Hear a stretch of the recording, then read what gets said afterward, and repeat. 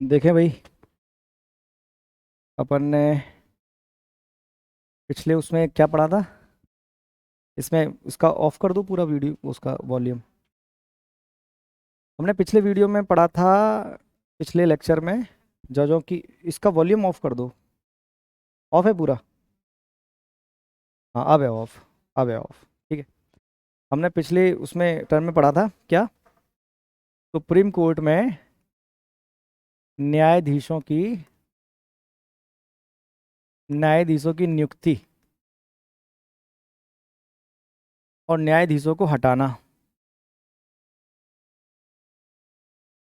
ठीक है। थोड़ा सा इसको अपन थोड़ा सा अंदर जा करके पढ़ेंगे, मतलब थोड़ा सा डीप पढ़ेंगे अपन कि ये क्या सिस्टम है। देखो, हमारे यहाँ पर जो न्यायपालिका है वो एक एम्पायर की भूमिका में है ना। तो उसका ईमानदार होना बहुत ज़्यादा ज़रूरी है। अगर वो ईमानदार नहीं होगी तो चीज़ें अस्त व्यस्त हो जाएंगी। और हमेशा क्या करते हैं कि जो अपना कार्यपालिका है वो न्यायपालिका को अपने अंडर में लेने की फिराक में घूमती है हमेशा से। तो न्यायपालिका में जजों की नियुक्ति एक तरह से एक बहुत विवादित विषय है कि जज जो बनते हैं वो कैसे बनते हैं। बहुत विवादित है। कई बार विवाद हुआ है। ठीक है। कि कैसे बनेंगे, योग्यताएं तो तुमको पता है कि योग्यता है कि भाई कोई जज है जो हाई कोर्ट है, और हाई कोर्ट तो वर्तमान में 25 है इस देश में। ठीक है। और योग्यता में उन्होंने कह दिया कि भाई 5 साल तक वो जज के रूप में काम किया हो जिसने, 5 साल तक। तो भारत में तो ऐसे कई सारे जज हैं जिन्होंने 5 साल के रूप में जज में काम किया होगा। तो अब कैसे तय करेंगे कि भाई यही व्यक्ति जो है जज बनेगा? एक योग्यता क्या है कि भाई 10 साल तक वकील रहा हो, वकील रहा हो। अब देश में ऐसे कई सारे वकील हैं जो ये योग्यता रखते हैं। तो भाई कैसे बनेगा, कोई कैसे तय होगा कि ये व्यक्ति सुप्रीम कोर्ट में जज बनेगा? और वर्तमान में जजों की संख्या सुप्रीम कोर्ट में 34 है। कि अब इतने सारे लोगों में से 34 लोगों को चुनना, ये एक बड़ी टेढ़ी खीर है। तो ये हमेशा से विवादित में रहा है। अच्छा, जब हमारा संविधान लागू हुआ 1950 में, तो 1950 से लेके 1973 तक कोई दिक्कत नहीं आई। जो रिकमेंड होता जजों का नाम, राष्ट्रपति उसको नियुक्त कर देता, कोई समस्या नहीं थी। लेकिन समस्या और विवाद स्टार्ट हुआ कहाँ से? 1973 से। 1973 में आपको पता है, अ, इंदिरा गांधी इस देश की प्रधानमंत्री थी, जो कि फुल पावर में थी, पूर्ण बहुमत एकदम। जो वर्तमान प्रधानमंत्री हैं, जो पहले जितने ताकतवर थे उनसे भी ज्यादा ताकतवर थी कौन? इंदिरा गांधी। अब इंदिरा गांधी जो है, इंदिरा गांधी ताकतवर थी। और एक चीज और सुन लो प्रैक्टिकली, जब कार्यपालिका ताकतवर होगी तो न्यायपालिका थोड़ा डाउन रहती है। जब कार्यपालिका थोड़ी कमजोर होती है तो न्यायपालिका ताकतवर होने लगती है। दोनों थोड़े से एक दूसरे के विपरीत में चलते हैं, एकदम से विरोध में चलते हैं कि उनके फैसले को वो और उनके फैसले। न्यायपालिका एक एम्पायर है कुल मिलाकर के, उसको करना है फैसला। अब हुआ क्या, न्यायपालिका में जजों की नियुक्ति का जो अपन टॉपिक देख रहे हैं उसमें क्या हुआ? 1973 में इंदिरा गांधी जी ने क्या किया, अपने पसंदीदा व्यक्ति को, मतलब जो उनको अपनी इच्छा के अनुसार उन्होंने क्या किया, चीफ जस्टिस नियुक्त किया। अच्छा, नियुक्ति कौन करता है? सीजीआई की राष्ट्रपति। और संविधान में ऐसा कहीं नहीं लिखा कि सीजीआई की योग्यताएं, मतलब ये व्यक्ति ही सीजीआई बनेगा। सिर्फ ये तो एक परंपरा थी 1973 तक कि भाई जो वरिष्ठ होगा वो व्यक्ति सीजीआई बनेगा। लेकिन इंदिरा गांधी जी ने क्या किया, 1973 में उस वरिष्ठता वाली एक जो शर्त थी उसको ओवरलैप कर दिया। इन्होंने अपने पसंदीदा या अपने कुल मिलाकर के अपने फेवर वाले एक व्यक्ति को एक जज बनाया, चीफ जस्टिस ऑफ इंडिया बनाया। उनका नाम था एएन रॉय।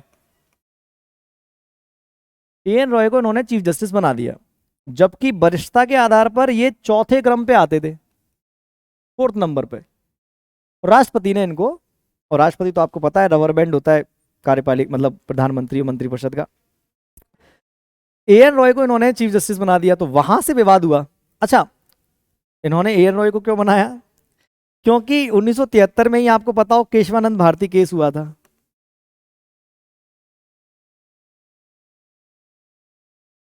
जिसमें 13 जजों की बड़ी बेंच, अभी तक की सबसे बड़ी बेंच 13 जजों की बड़ी बेंच बनी। उन 13 जजों में वो 4 जज भी थे, तो उनसे एक तरह से उनको उनसे बदला लेना टाइप, कि तुम्हें चीफ जस्टिस नहीं बना रहे, हम इस व्यक्ति को चीफ जस्टिस बना रहे। किसको चीफ जस्टिस बना दिया? एएन रॉय को। अब यहां तक तो ठीक था, वरिष्ठता वाली शर्त को लगा दिया बर्फ में, ठीक है। अब हुआ क्या, फिर से एक कंडीशन बनी 1977 में, फिर से एक स्थिति बनी चीफ जस्टिस की नियुक्ति की, भारत के मुख्य न्यायाधीश की नियुक्ति की।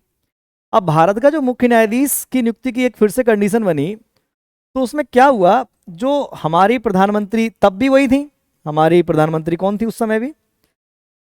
उस समय भी कौन था प्रधानमंत्री? इंदिरा गांधी। उस समय भी इंदिरा गांधी थी। तो 1977 में दोबारा से इन्होंने वो वरिष्ठता वाली शर्त को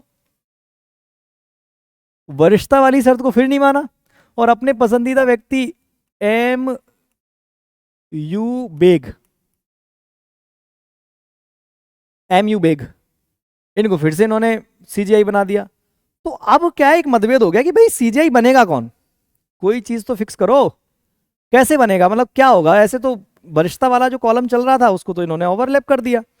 तो फिर क्या हुआ, 1982 में केस पहुंचता है सुप्रीम कोर्ट के पास में।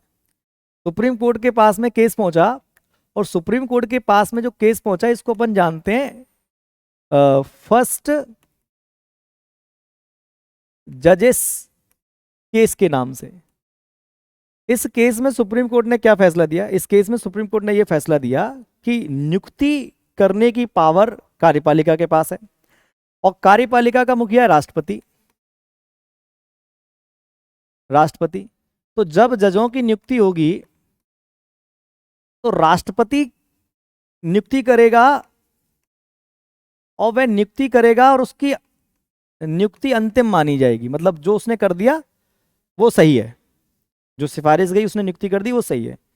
ये फर्स्ट जजेस केस में केस आया, मतलब फैसला आया और फिक्स हो गया कि भाई राष्ट्रपति के पास जो रिकमेंडेशन सरकार के द्वारा करी जाएगी। अच्छा, राष्ट्रपति मतलब कौन?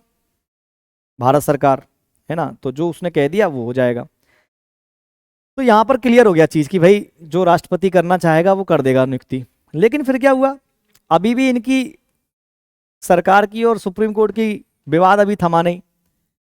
फिर दूसरा केस पहुंचता है 1993 में, और जैसा कि मैंने आपको बताया पहले मैंने आपको बताया था कि पिछले वाले उसमें कि जजों की नियुक्ति होती है कॉलेजियम से, कॉलेजियम सिस्टम होता है, उससे जजों की नियुक्ति होती है, ठीक है। 1993 में दोबारा से सुप्रीम कोर्ट के पास केस पहुंचता है, जिसको अपन कहते हैं सेकंड जजेस केस। फर्स्ट 1982, सेकंड ये वाला, ठीक है। अब ये कॉलेजियम सिस्टम इसमें इंट्रोड्यूस होता है पहली बार सुप्रीम कोर्ट कहता है कि भाई देखो ऐसा है कि जजों की नियुक्ति जो होगी वो कॉलेजियम सिस्टम से होगी। पहली बार एक सिस्टम इंट्रोड्यूस किया जाता है, और जज ही होंगे उस कॉलेजियम सिस्टम में। मतलब कॉलेजियम सिस्टम कुछ नहीं, एक तरह की कमेटी, एक कुछ जजों की कमेटी जो कुछ नाम सिफारिश करेगी, और राष्ट्रपति को उस कॉलेजियम की बात माननी पड़ेगी, उसको नियुक्त करना पड़ेगा। तो ये पहली बार ऐसा सिस्टम कुछ इंट्रोड्यूस किया किसने? सुप्रीम कोर्ट ने। कौन से केस में? जिसको अपन कह देते हैं सेकंड जजेस केस। तो यहां तक चीजें क्लियर है कि भाई कॉलेजियम सिस्टम पहली बार जो इंट्रोड्यूस हुआ वो कब हुआ 1993 में। अब जो राष्ट्रपति इसकी जो नियुक्ति कर रहा है जजों की, इसमें 1993 में ये कह दिया कि भाई राष्ट्रपति को बात माननी पड़ेगी और कॉलेजियम सिस्टम होगा जो कि जजों के बारे में बताएगा। लेकिन अभी भी विवाद थमा नहीं। फिर जो अंतिम जो वर्तमान का जो कॉलेजियम सिस्टम है उसको जो इंट्रोड्यूस किया या जो बताया वो 1998 के एक दूसरे केस में बताया। अब उसमें अपन को इतना डीप मैं नहीं जा रहा हूं, 1998 में फिर से जजों की नियुक्ति से संबंधित कुछ मामला कुछ पहुंचा, तो इसमें कॉलेजियम सिस्टम को और डिफाइन कर दिया उनने, थोड़ा सा और बढ़ा दिया।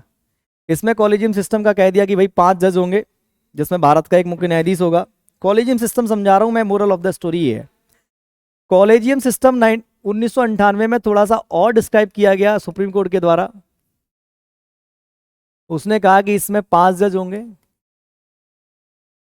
एक मुखिया अपना होगा सीजेआई, और बाकी 4 अन्य जज होंगे, और सब अपनी आपसी सहमति से निर्णय लेंगे कि किस जज को रिकमेंड करना है, सरकार पर सिफारिश किसकी भेजनी है, और सरकार उसकी नियुक्ति करेगी। ठीक है, कोई दिक्कत नहीं थी इसमें। 2014 तक कोई समस्या नहीं थी। अच्छा, एक और चीज समझाऊं तुम्हें, अगर तुम समझ पाओ तो। 1993 में ही ये कॉलेजियम सिस्टम को इतना कठोर रूप में सुप्रीम कोर्ट ने क्यों डिस्क्राइब किया? क्योंकि 1993 तक आते आते गठबंधन की सरकारें बनना चालू हो गई थी, मतलब सरकार थोड़ी सी कमजोर हो गई थी। तो मैंने बताया आपको, जब सरकार कमजोर होगी तो न्यायपालिका उस पर हावी हो जाएगी। अब आपको समझ में आएगा कि 2014 में फिर कैसे चीजें बदलती हैं। 2014 में फिर से सरकार बदलती है, अपने बड़े रूप में आती है। 2014 तक तो क्या था कि कॉलेजियम ने नाम भेजा, कॉलेजियम ने नाम भेजा और राष्ट्रपति ने जज की नियुक्ति कर दी। लेकिन 2014 के बाद तक अभी क्या हुआ है, अभी तक जो चल रही हैं चीजें, कॉलेजियम कई बार नाम भेजता है और सुप्रीम कोर्ट जजों की नियुक्ति नहीं कर रहा है। सॉरी, राष्ट्रपति जजों की नियुक्ति नहीं कर रहा है, किसी ना किसी कारण से उसको लौटा दे रहा है। क्यों? क्योंकि सरकार पावरफुल थी 2014 के बाद, पूर्ण बहुमत की सरकार। कॉलेजियम के ऊपर कई बार प्रश्न चिन्ह भी उठते हैं कि कॉलेजियम मतलब तुम यार कि तुम कौन हो, तुम्हारे जज तुम कैसे नियुक्त कर रहे हो पता ही नहीं चल रहा, किसको तुम सुप्रीम कोर्ट में जज बना रहे हो पता ही नहीं चल रहा, तुम जजों का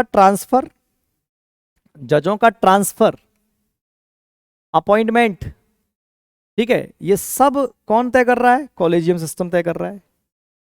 अब कॉलेजियम का पता ही नहीं है कि भैया बना कैसे, वो तो एक ऐसी हो गई है कि एक बंद गुफा सी हो गई कि पता नहीं क्या क्या चल रहा है, कैसे करते हैं। तो कॉलेजियम की कार्यप्रणाली पर हमेशा से प्रश्न चिन्ह खड़ा होता है कि कॉलेजियम काम कैसे करता है। पारदर्शिता नहीं है कॉलेजियम में, किसको जज बना रहे हैं। तो एक आरोप ये भी लगता है कॉलेजियम पर कि ये जो जजेस बनाते हैं ये अपने आपस में से ही अपने रिश्तेदारों, अपने दोस्त यारों, अपने करीब के लोगों को ही ये जजेस प्रमोट करते हैं। अब जैसे मान लो कि इस वाले अपने मध्य प्रदेश हाईकोर्ट में कोई जज है ए नाम का, और हिमाचल प्रदेश नाम में हाईकोर्ट में कोई बी नाम का जज है। अब इनका ट्रांसफर करना है, इन दोनों के बीच में कोई डील हो गई कॉलेजियम में और इनमें, तो उन्होंने ट्रांसफर कर दिया, तो आरोप लगते हैं ये। लेकिन कॉलेजियम कहता है, सुप्रीम कोर्ट कहता है कि भाई ऐसा कुछ नहीं है, हम सब बिल्कुल पारदर्शिता है। वो कहता है बिल्कुल पारदर्शिता है। तो सब पूछते हैं कैसे है पारदर्शिता? कह रहे पारदर्शिता ऐसे है कि जो कॉलेजियम नाम भेजता है जजों की नियुक्ति के लिए, कौन नाम भेजता है? कौन नाम भेजता है? कह रहे कॉलेजियम जब नाम भेजता है तो हम कह रहे सीधे नियुक्ति नहीं करते। कह रहे तो फिर?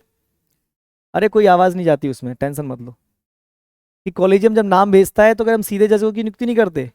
कह रहे वो नाम जाते हैं पहले विधि मंत्रालय के पास, लॉ मिनिस्ट्री, फिर वो नाम जाते हैं गृह मंत्रालय के पास। गृह मंत्रालय पूरा उन नामों को चेक करता है, आईबी चेक करती है पूरे रिकॉर्ड्स को कि कहीं हम जिस जज के नाम भेज रहे हैं वो कहीं असामाजिक और गैर कानूनी या किसी अन्य चीज में गतिविधियों में संलिप्त तो नहीं है।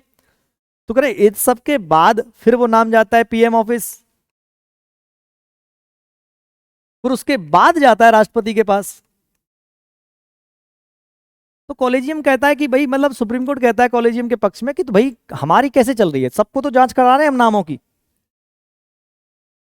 जांच होने के बाद ही तो नाम पहुंच रहा है राष्ट्रपति के पास, तुम कैसे आरोप लगा सकते हो कि भाई हम पारदर्शिता नहीं रख रहे? और फिर आईबी की रिपोर्ट अगर नेगेटिव आती है तो भाई हम उसको नाम को पीछे भी लेते हैं। और आजकल तो सुप्रीम कोर्ट ने ये कर दिया है कि आईबी की किसी भी जज के आईबी की रिपोर्ट को वो सार्वजनिक कर देते हैं, सार्वजनिक। और बाकी सुप्रीम कोर्ट हमेशा से कह रहा है कि हाँ कॉलेजियम में कोई समस्या है वो हम उसका निराकरण कर लेंगे, तो मैं कुछ ज्यादा इंटरफेयर करने की जरूरत नहीं है। लेकिन गवर्नमेंट ने क्या किया, गवर्नमेंट ने कहा कि भाई नहीं, हम तो पारदर्शिता लाएंगे, हम तो उसका ठेका है हमारा, तुम पता नहीं चलता क्या करते हो क्या नहीं करते। तो गवर्नमेंट ऑफ इंडिया कॉन्सेप्ट लेके आई, क्या लेके आई, NJAC, NJC लेके आई। अब ये NJC क्या है, ये है राष्ट्रीय न्यायिक नियुक्ति आयोग, नेशनल जुडिशरी अपॉइंटमेंट कमीशन। ये एक नया कॉन्सेप्ट लेके आई कि भाई ये क्या है, NJC क्या है। कह रहे कि देखो भाई, जजों की नियुक्ति जज कर रहे हैं, और पूरी दुनिया में अपना ही एक अनोखा देश है, मतलब अपने देश में ही जजों की नियुक्ति जज करते हैं, और दुनिया में कोई सुप्रीम कोर्ट में किसी न्यायपालिका में ऐसा नहीं होता, अपने ही होता है, ठीक है। NJC का कॉन्सेप्ट लेके आए कौन, गवर्नमेंट ऑफ इंडिया लेके आई, एक बिल लेके आई संसद में, संसद में एक बिल लेके आई, ठीक है। और इस बिल को उसने रखा संसद में, ठीक। और इस बिल को पास भी कराया। ये क्या है, ये था कि भाई जजों की नियुक्ति के जो नाम कौन भेज रहा था पहले, कॉलेजियम, जिसमें थे जज ही जज। कह रहे हमें तो पता ही नहीं चल रहा किसका नाम किस आधार पर तुम तय कर रहे हो। कह रहे नहीं, पारदर्शिता होगी, इसके लिए हम NJC लेके आ रहे हैं। NJC लेके आए भाई साहब। कह रहे NJC क्या है कि एक कमेटी होगी, कमेटी बनाएंगे हम, क्या बनाएंगे, एक कमेटी बनाएंगे, आयोग बनाएंगे, मतलब एक कुछ लोगों का ग्रुप होगा। कि भाई कितने लोगों का ग्रुप होगा, करे 6 लोगों का ग्रुप होगा। कितने लोगों का, 6। संसद में बिल आया, और संसद में बिल आया, और संसद में 99वां संशोधन कर दिया।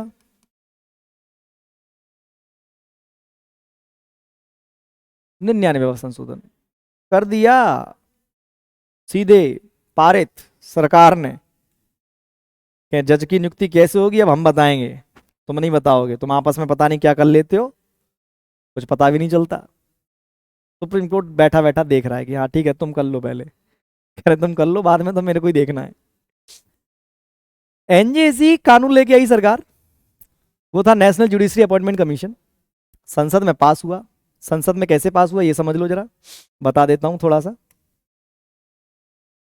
संसद में पास हुआ ये बिल,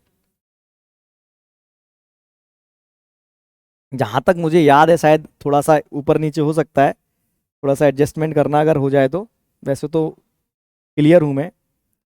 संसद में NJC का जो कानून है वो 13 अगस्त 2014 को लोकसभा में, 14 अगस्त 2014 को राज्यसभा में पास हो गया। ये पास हो गया साहब। कौन सा बिल था, 99वां संविधान संशोधन। काय से रिलेटेड है, जजों की नियुक्ति के आयोग से। और जजों की नियुक्ति कौन कर रहा था पहले, कौन नियुक्ति कौन कर रहा, राष्ट्रपति, किसकी सिफारिश पर। और कॉलेजियम में होते कौन है, जज। कितने, 5। कॉलेजियम में 5, वही सुप्रीम कोर्ट और हाई कोर्ट के जजों की नियुक्ति की सिफारिश करते थे। कह रहे आप जी कॉलेजियम नहीं करेगा, अब करेगा NJC। उसके लिए कानून पास कर दिया। कब पास किया, 13 अगस्त और 14 अगस्त को। अच्छा, आपको बताया था मैंने संसद पढ़ाते समय कि कानून पास होने के बाद कहां जाता है, कानून पास होने के बाद कहां जाता है, राष्ट्रपति के पास। राष्ट्रपति ने इस पर हस्ताक्षर भी कर दिए कि लो पास हो गया साहब। 31 दिसंबर 2014 को इसको पास भी कर दिया, वो सॉरी सिग्नेचर भी कर दिए। अब इसको लागू भी कर दिया देश में 13 अप्रैल 2015 को। ये देश में, मतलब देश में क्या है, इसको लागू कर दिया, इनफोर्स कर दिया इसमें देश में, ठीक है। अब न्यायपालिका देख रही है बैठे बैठे, कह रही तुम कर लो पहले जो तुम्हें करना है कर लो। फर्स्ट जजेस केस 1982, सेकंड जजेस केस 1993, थर्ड जजेस केस 1998, फोर्थ जजेस केस 2015। सुप्रीम कोर्ट ने इससे रिलेटेड सुनवाई चालू करी। संवैधानिक मामला था, संविधान है ना, संविधान में संशोधन किया है। जजों की नियुक्ति की प्रक्रिया को जो केवल ये लिखा गया था कि सिफारिश पर राष्ट्रपति करेगा, जो नियुक्ति है मुख्य न्यायाधीश की सिफारिश पर कौन करेगा? राष्ट्रपति करेगा। न्यायाधीशों की नियुक्ति सिफारिश की जाएगी न्यायिक पालिका के द्वारा और राष्ट्रपति नियुक्त करेगा। इतना सा लिखा था बस। सिफारिश मानेगा नहीं मानेगा ये सब कोई व्याख्या नहीं करी गई थी, ये बाद के केसेस में व्याख्या की गई।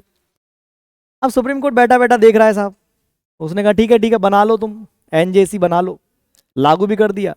अब एनजेसी में पहली बात तो कौन कौन मेंबर बन सकता था, क्या क्या था वो समझ लो। जो एनजेसी है, एनजेसी कौन से संविधान संशोधन से?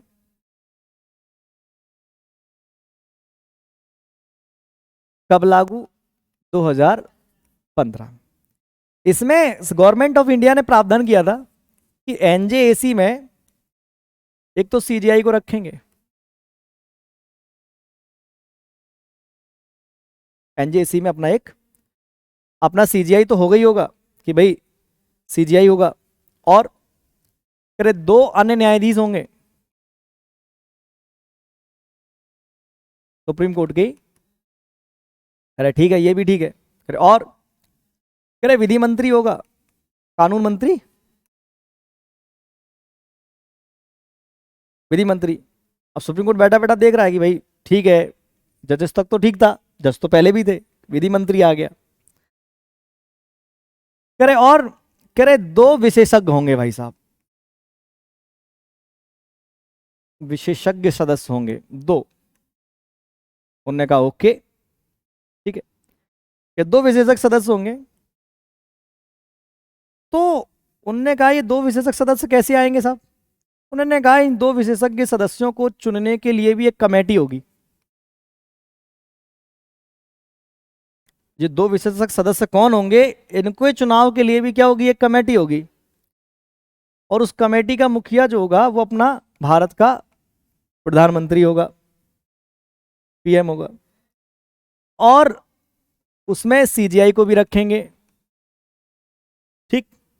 और उसमें लोकसभा का विपक्ष का नेता होगा। अगर विपक्ष के नेता का दर्जा किसी को नहीं है तो जो लोकसभा में सबसे बड़ी पार्टी होगी, सबसे बड़ी पार्टी का नेता होगा,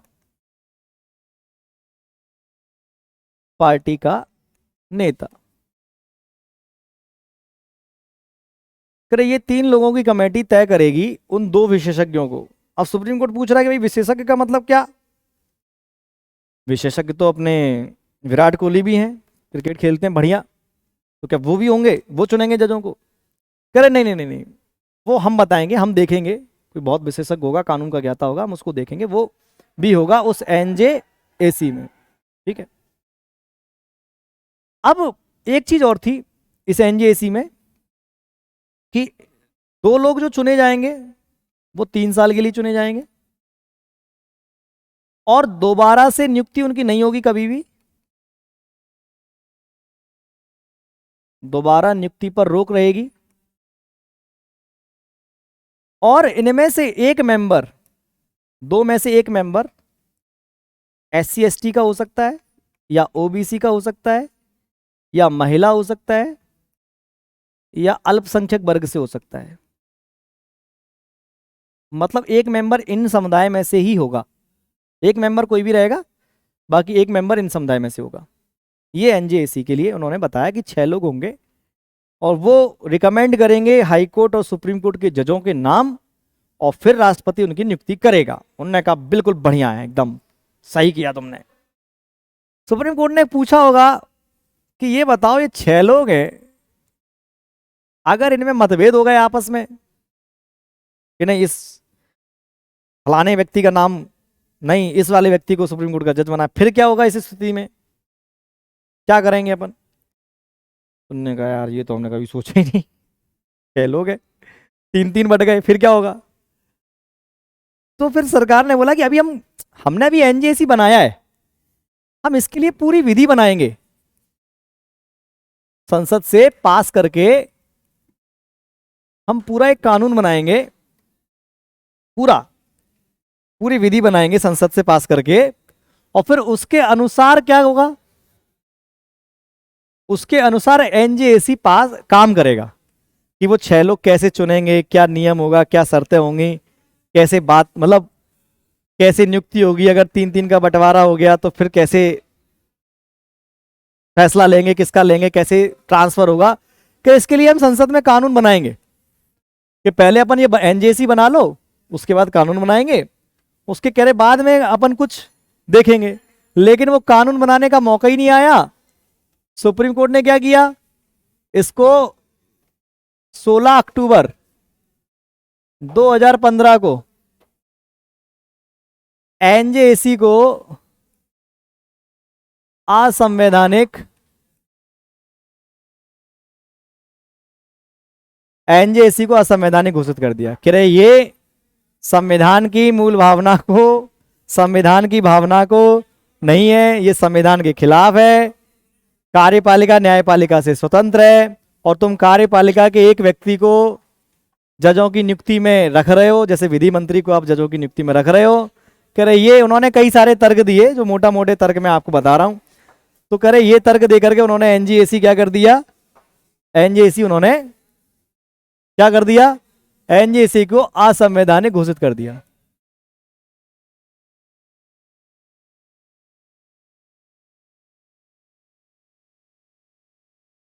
यहां पर एनजीएसी का चैप्टर खत्म।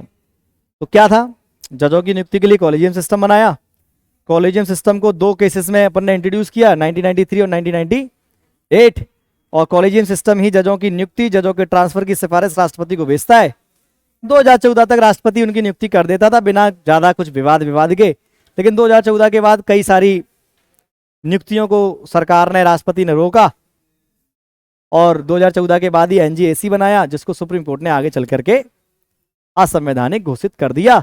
तो अब आते हैं वर्तमान की स्थिति पर कि सर वर्तमान की स्थिति में क्या है। वर्तमान की स्थिति में, वर्तमान स्थिति में जो जजों की नियुक्ति होती है वो कौन कर रहा है, वो कॉलेजियम ही कर रहा है। कोई एनजीएसी और वगैरह ये सब नहीं कर रहे हैं। वही अपने जजों को लेकर के पूरा एक नाम रिकमेंड करते हैं, सरकार के पास पहुंचाते हैं, और सरकार उनकी क्या करता है, सरकार उनके नामों की नियुक्ति कर देता है। अब जैसे अगर मैं कुछ एक बात बोलूं, जो थोड़ा बहुत मुझे लगता है कि आपको समझ में आया होगा, कि ये एनजेएसी भी सिर्फ इसीलिए लाया गया था कि सरकार का ये तर्क था कि वह एक निष्पक्ष तौर पर पारदर्शिता के आधार पर जजों की नियुक्ति करे, ठीक है। लेकिन आज भी कॉलेजियम ही कर रहा है जजों की नियुक्ति, और वो विवाद अभी तक बना हुआ है। भविष्य में शायद वो विवाद खत्म हो, सही हो, वो भविष्य की बातें हैं। लेकिन यदि अगर हम सुप्रीम कोर्ट में जजों की बात करें, तो सुप्रीम कोर्ट में 34 तो जज होते ही हैं, जो बारी बारी से बढ़ाए गए, उनकी संख्या बढ़ाई गई।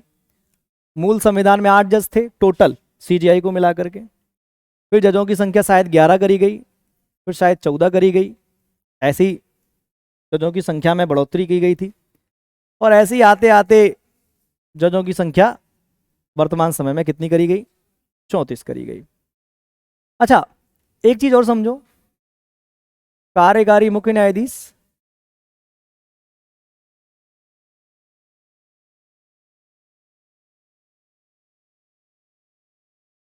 तथार्थ न्यायाधीश,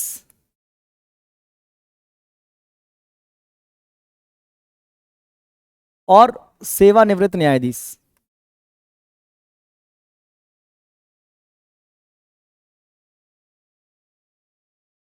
भैया जज और सुप्रीम कोर्ट और अपना सरकार बिल्कुल एकदम एक दूसरे में तलवारें उनमें खिंची रहती हैं, एक दूसरे के खिलाफ रहते ही हैं वो। क्योंकि सरकार को पता है कि हमारे ऊपर अगर कोई रोक लगाने की ताकत रखता है तो वो कौन रखता है, केवल न्यायपालिका और केवल सुप्रीम कोर्ट के, दूसरे किसी में ताकत है नहीं, ठीक है। अब जैसे कार्यकारी मुख्य न्यायाधीश है, तथार्थ न्यायाधीश और सेवानिवृत्त न्यायाधीश हैं, थोड़ा थोड़ा इनके बारे में जान लो। और बाकी की कहानी कल देखेंगे। कार्यकारी मुख्य न्यायाधीश का मतलब ये है एक्टिंग चीफ जस्टिस, है ना, जो थोड़े से समय के लिए चीफ जस्टिस बना है, पूरे टाइम के लिए नहीं बना। अच्छा, जज बनने की योग्यता तो वो सबको पता है कि 65 साल से ऊपर का ना हो, और अच्छा मिनिमम आयु नहीं है, जज बनने की कोई मिनिमम आयु नहीं है, कि जैसे वोट डालने की एक मिनिमम आयु है 18 साल, प्रधानमंत्री बनने की एक मिनिमम आयु है 25 साल, राष्ट्रपति बनने की एक मिनिमम आयु है 35 साल, जज बनने की कोई मिनिमम आयु नहीं है। लेकिन किसी एक्सपीरियंस व्यक्ति को ही जज बनाया जाता है। अभी तक ऐसा मतलब 45-55 साल का ही कोई व्यक्ति होगा वही जज बनता है ना, एक्सपीरियंस हो जैसे अच्छा खासा। वो कहते हैं कि 5 साल का एक्सपीरियंस हो जज बनने, जज के रूप में 5 साल नहीं, कम से कम 15-20 साल का एक्सपीरियंस होता है, उसे ही जज बनाते हैं आम उसमें, ठीक है। 3 तरह के जजेस और होते हैं सुप्रीम कोर्ट में, कौन कौन से? कार्यकारी मुख्य न्यायाधीश, और कौन सा?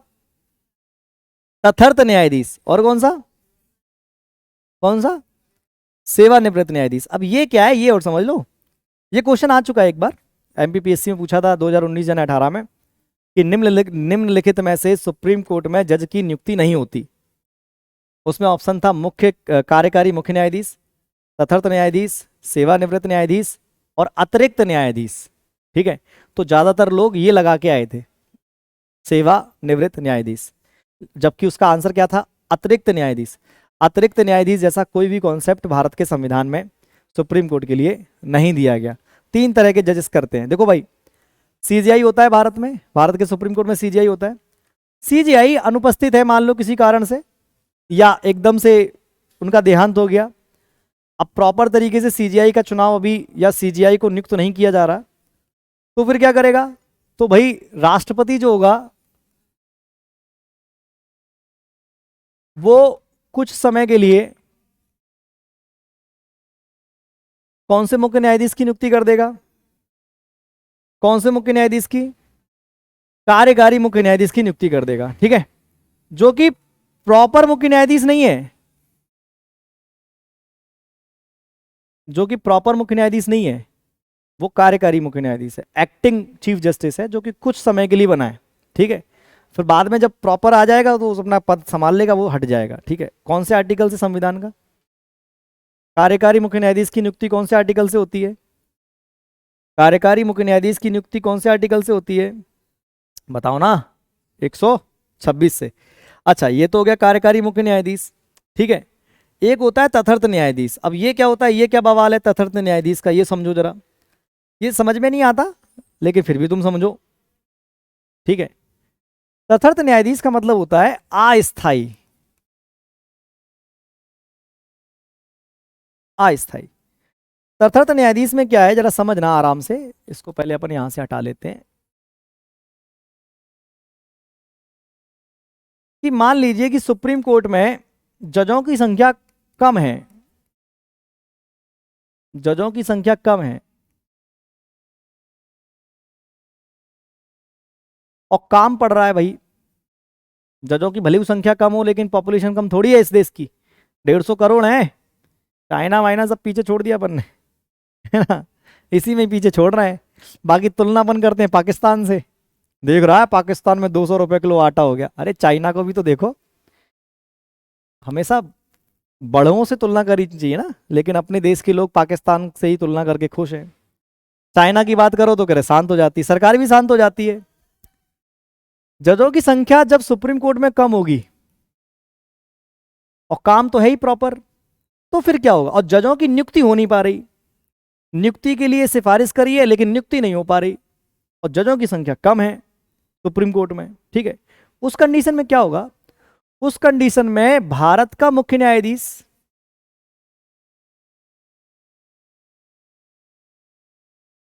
राष्ट्रपति की अनुमति लेकर, किसकी अनुमति लेकर? राष्ट्रपति की अनुमति लेकर अपने भारत देश के किसी भी हाई कोर्ट से जजों को नियुक्त कर लेगा। लेकिन वो जज सुप्रीम कोर्ट के न्यायाधीश नहीं है, वो केवल कुछ समय के लिए सुप्रीम कोर्ट में कुछ समय के लिए पहुंचे हैं, उसको अपन कहते हैं एक अस्थायी जज कह सकते हैं अपन अपनी बोलचाल की भाषा में।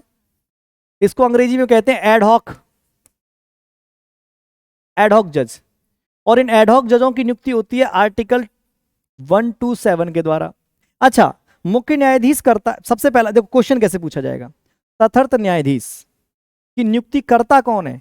नीचे ऑप्शन देगा राष्ट्रपति, मुख्य न्यायाधीश, सुप्रीम कोर्ट या हाई कोर्ट। तो आप कहेंगे मुख्य न्यायाधीश करता है, लेकिन किसके अनुमति से? राष्ट्रपति की अनुमति से। अच्छा, और हमारे देश में 25 हाईकोर्ट हैं। कितने हाईकोर्ट हैं हमारे देश में? 25। तो मान लीजिए इसने अस्थायी जज की नियुक्ति मध्य प्रदेश के हाईकोर्ट से करी, तो पहले वो मध्य प्रदेश के हाईकोर्ट के मुख्य न्यायाधीश से भी सलाह लेगा। तो कितने लोगों से ले रहा है? 2 लोगों से। मुख्य न्याय, अब समझो जरा, सुप्रीम कोर्ट में काम ज्यादा है, संख्या कम हो गई, जजों की जरूरत है, जजों की नियुक्ति हम कर नहीं पा रहे हैं, तो जजों की जरूरत है, तो अस्थायी जज चाहिए कुछ समय के लिए। तो वो नीचे हाईकोर्ट्स वालों को तरफ देखेगा, कौन है कौन है कौन है, जो योग्यता रखता होगा कहेगा तुम आ जाओ। ठीक है, अब मान लो वो हाईकोर्ट है केरल का, तो केरल के चीफ जस्टिस से पहले वो बात करेगा कि तुम्हारे इस जज को हम अस्थायी तौर पर कहां ले जा रहे हैं, कहां ले जा रहे हैं, हम सुप्रीम कोर्ट ले जा रहे हैं। अगर वो कह देगा कि हाँ ले जाओ, तो कोई दिक्कत नहीं है। और ये करने से पहले वो किसकी अनुमति लेगा कि भैया सुप्रीम कोर्ट में जजों की संख्या कम है, प्रेसिडेंट ऑफ इंडिया तुम नियुक्ति कर नहीं रहे, तो हम क्या करें बताओ काम निपटावे के लिए? तो वे कहेंगे तुम अस्थायी जज की नियुक्ति कर लो। तो उसको हम संविधान की भाषा में कौन से न्यायाधीश कहते हैं? तथर्थ न्यायाधीश, जिसकी नियुक्ति संविधान के आर्टिकल कौन से होती है?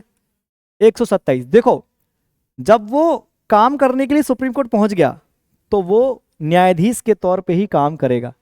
उसको वेतन आदि विशेष अधिकार सब कैसे मिलेंगे? न्यायाधीश के रूप में ही मिलेंगे। लेकिन वो कुछ समय के लिए, जब संख्या पूरी हो जाएगी तो उनको वापस भेज दिया जाएगा। क्लियर है क्या? तथर्थ न्यायाधीश की नियुक्ति कौन करता है? कौन करता है? मुख्य न्यायाधीश। किसकी अनुमति लेके? लेकिन सलाह किसकी भी लेगा? किसकी लेगा? संबंधित राज्य के मुख्य न्यायाधीश से। संबंधित मतलब मान लो आंध्र प्रदेश के हाईकोर्ट से उठाया, तो भाई किससे सलाह लेगा? आंध्र प्रदेश के चीफ जस्टिस से कि भैया तुम्हारे जज को हम ले जा रहे हैं, ले जाएं कुछ समय के लिए, कहते हाँ ले जाओ, कोई दिक्कत नहीं है। तीसरी कैटेगरी है सेवानिवृत्त न्यायाधीश की। सेवानिवृत्त मतलब क्या होता है? रिटायर। एक चीज समझ लो, संविधान कहता है, संविधान बनाने वालों ने इतना बढ़िया संविधान बनाया, संविधान कहता है कि अगर कोई जज रिटायर हो गया सुप्रीम कोर्ट का, वो कहीं पर भी वकालत नहीं कर सकता। वकालत मतलब वकील वाला काम, रोक लगाई गई है, रोक लगाई गई है। लेकिन क्या है, अच्छा वकील वाला काम पर रोक क्यों लगाई गई? इसलिए लगाई गई ताकि वो डील ना कर ले, कि मतलब ऐसे फैसले ना सुनाए कि भविष्य में वो उसका लाभ ले पाए। होता क्या है, सुप्रीम कोर्ट के फैसले हमेशा एक नजीर के रूप में प्रयोग किए जाते हैं कि बाद में अगर कोई ऐसा केस आया तो उसमें वो उसको प्रयोग कर सके। ठीक है, इसलिए अब सुप्रीम कोर्ट का कोई जज है, उसको ये परमिशन है वकालत करने की, तो जानबूझ के वो ऐसे फैसले देगा कि जिसका वो लाभ भविष्य में वकील बनते समय उसका लाभ ले पाए। या फिर वो वकीलों के संग डील कर लेगा कि भाई तू जज बनी हो तो तू मेरे फेवर के फैसले दियो, मैं भी जज हूं तो मैं भी तेरे फेवर के फैसले दे रहा हूं। तो इसलिए सुप्रीम कोर्ट के जजों के लिए वकालत पर रोक लगाई गई है। लेकिन जब वो रिटायर हो गया, अब यहां पर आते हैं सेवानिवृत्त न्यायाधीश। इसकी नियुक्ति होती है संविधान के आर्टिकल 128 से 128। इनकी नियुक्ति भी सुप्रीम कोर्ट का चीफ जस्टिस ही करेगा। इसमें क्या किया जाएगा, जैसे मान लो कि तुम रिटायर हो गए सुप्रीम कोर्ट से, रिटायर होके घर बैठे हो, बढ़िया मटर छील रहे हो। रिटायरमेंट के बाद मटर ही छीलता है आदमी, कुछ नहीं करता, पूछ उसकी होती नहीं है। मटर छीलेगा या गार्डनिंग करेगा या कटिंग वटिंग करेगा, कोई सुनता मुनता उनकी है नहीं, क्योंकि 65 साल के बाद तो तुम रिटायर हो रहे हो। और 65 साल बुजुर्गों की कौन ही सुनता है आजकल के ज़माने में, तो 21वीं सदी में और आजकल के इंस्टाग्राम और सोशल मीडिया के ज़माने में तो कौन ही सुनता है यार।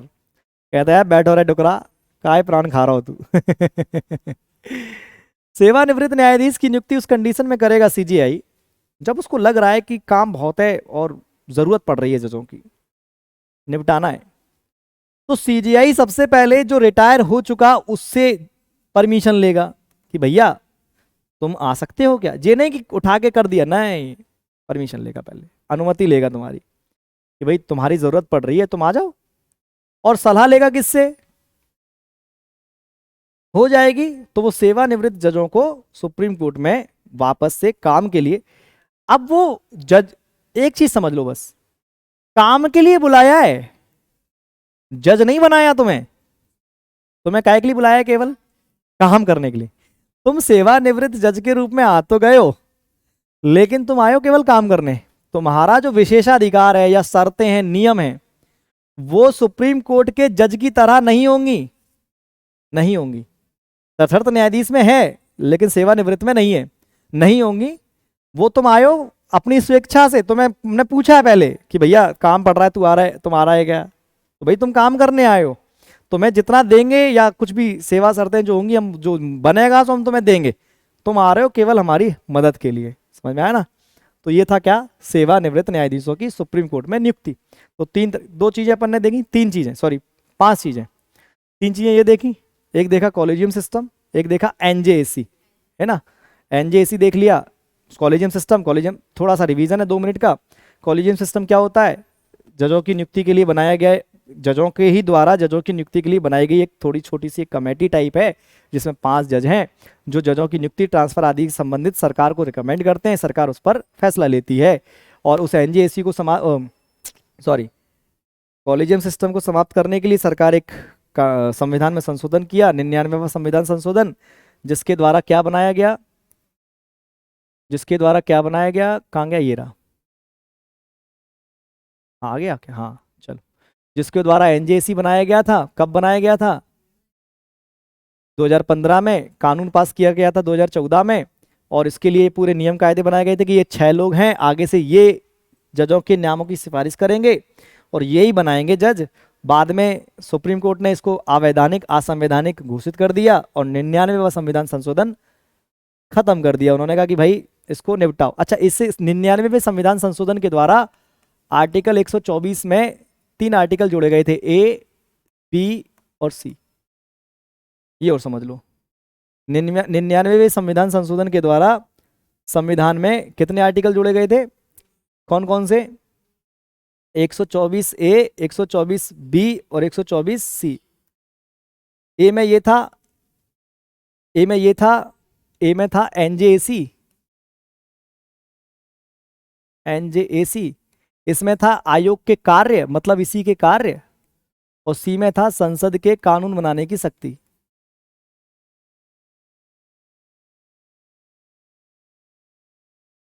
लेकिन सुप्रीम कोर्ट ने उठा करके ये सब कान में डाल दिया, चूल्हे में, ले चल हो गया तुम्हारा एनजेएसी, धरे रहो। तो उन्होंने कहा जे एनजेएसी नहीं, जजों की नियुक्ति कौन करेगा, जजों की नियुक्ति हम ही करते आते थे, हम ही करेंगे, ज्यादा उड़ो मत। आपको पता है सुप्रीम कोर्ट के जजों की नियुक्ति, सुप्रीम कोर्ट में काम करने वाले अधिकारियों की नियुक्ति, पदाधिकारियों की नियुक्ति खुद स्वयं सुप्रीम कोर्ट ही करता है,